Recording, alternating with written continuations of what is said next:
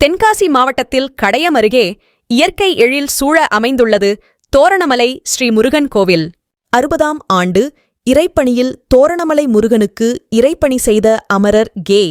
ஆதிநாராயணன் கோவில் அடிவாரத்தில் வாழ்ந்த அறை நூலகமாக தற்போது செயல்படுகிறது.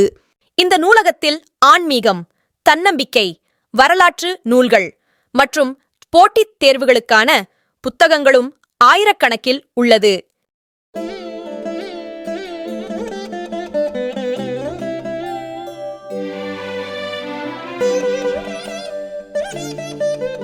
காவல்துறை, தீயணைப்புத் துறை மற்றும் இராணுவம் போன்ற வேலைக்கு செல்வோர் பயிற்சி பெற நீளம் தாண்டுதல், கயிறு ஏறுதல் போன்ற விளையாட்டுத் திடலும் அமைந்துள்ளது.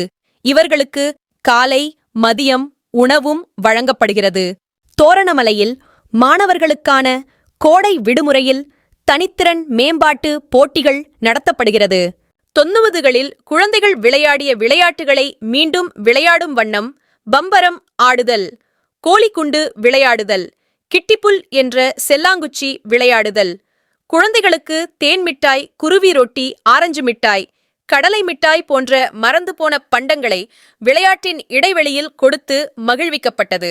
நிகழ்ச்சியில் கலந்து கொண்ட மாணவ மாணவிகளுக்கு சான்றிதழ் வழங்கப்பட்டது.